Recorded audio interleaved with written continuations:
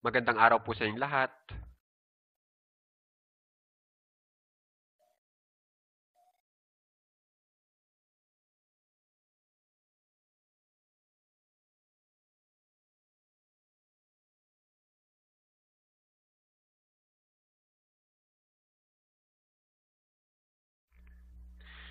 Okay po, bago po tayo mag-umpisa, kung gusto niyo po talagang makapagsalita na mala-Amerikano, dapat po matutunan niyo ang tinatawag na phrasal verbs kasi yun po ang lagi nilang ginagamit kapag nakikipag-usap.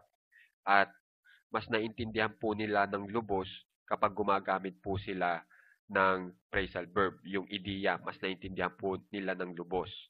Kaya naman po, sana matandaan nyo lahat po itong phrasal verbs natin at magamit nyo para hindi lang sa mabilis ninyong mauunawaan yung Amerikano, ganun din po yung maibibigay nyo sa kanila.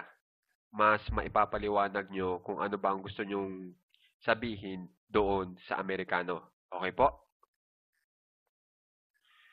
Bali po ang phrasal verb po kasi ay binubuo yan ng verb at preposition. Okay? Bali, yung preposition po dito ay itong up. Okay? Tapos yung ating verb ay itong ball. Bali, ito pong ball, kung mapapansin nyo, Sir, bakit po verb yung ball? Di ba noun dapat yan? Kasi isang bagay yan. Dito, itong ball ginagamit natin bilang aksyon. Okay? Katulad nito. Ball up, gawing hugis bola. Ibig sabihin ng ball dito, gawing bola. Okay?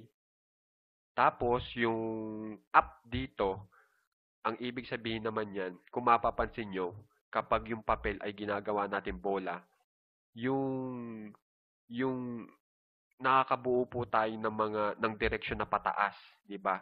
Pag gumagawa tayo ng bola, yung direksyon ng mga papel, dahil sa nagsasama-sama, tumataas. Yun po yung up doon, yung direksyon. Yung direksyon naman ang sinasabi. Okay? At meron pa akong gustong idagdag. Ang up dito ay isang preposition. Yung original na, na, na uri nitong salitang ito, itong up, preposition po. Pero ginamit natin siya ngayon bilang adverb. Okay? Ang adverb po kasi, siya lang ang may karapatan para maipaliwanag ng lubusan yung ating verb na ball.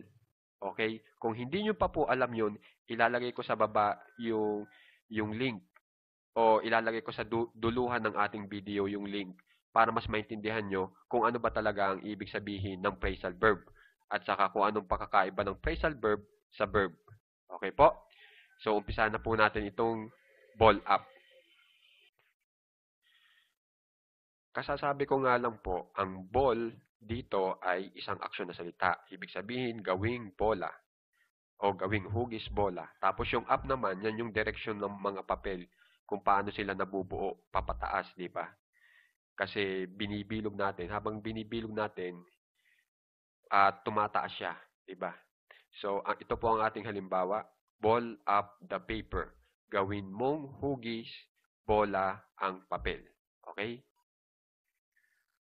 Okay, dito naman po tayo sa tinatawag na phrasal verb na stack up. Okay? Ang stack, ibig sabihin, isalansan. Yung up naman, syempre, habang nagsasalansan ka, simula baba, papataas yun, yung pagsasalansan mo. Diba? Kaya yung up, yan yung direksyon ng pagsasalansan mo. Simula baba, papataas. Ito po ang ating halimbawa, stack up the books. Isalansan mo ang mga libro. Yan po yung halimbawa. Okay? Sumunod, ito naman pong throw away. Ibig sabihin ng throw, itapon. Yung away, papalayo. Okay? So, halimbawa, throw it away. Itapon mo ito papalayo. Siyempre, hawak-hawak mo yung bagay. Pag tinapon mo ng papalayo, makikita nyo naman yung direksyon. Yung bagay ay papunta sa malayo na.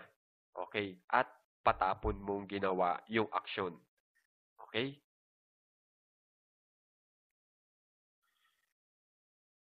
Ito naman po ngayon na sumunod na phrasal verb, clear away.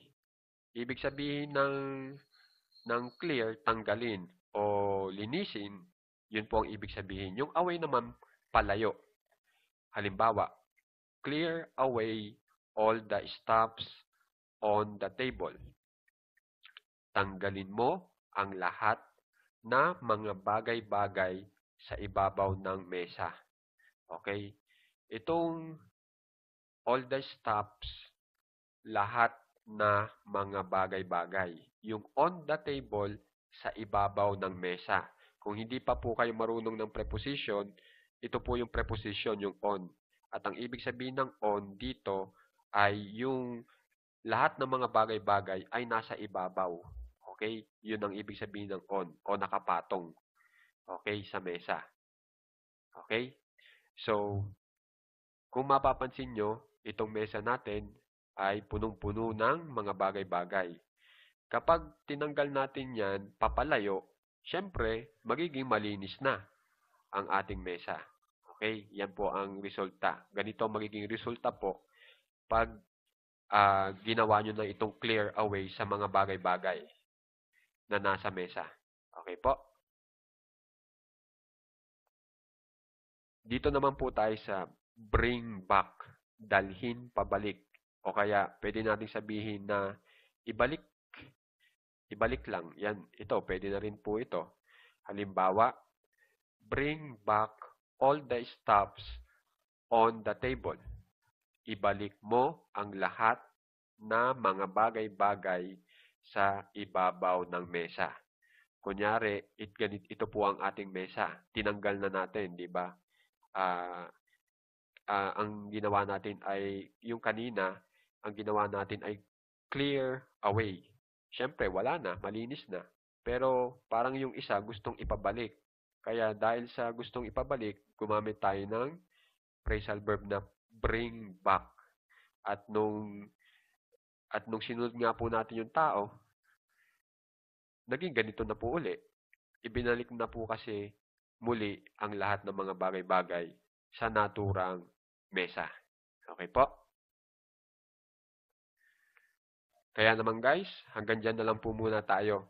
Bali, makikitandaan po ng husto yung mga kabibigay ko lang sa inyong phrasal verbs kasi yan po ay madalas na ginagamit ng mga Amerikano. At syempre, magagamit nyo rin po yan agad. At konti lang po ang ibinigay ko para mabilis yung matandaan yung kada lesson na meron tayo ngayon. So, maraming salamat po sa mga nanood. Lalong-lalo na po doon sa mga nagsasubscribe, nagla-like, nag-share, nagko-comment, at nandyan pa rin lagi para sa ating channel at leksyon. Maraming salamat po. Salamat po sa tiwala and magandang araw po muli sa inyong lahat.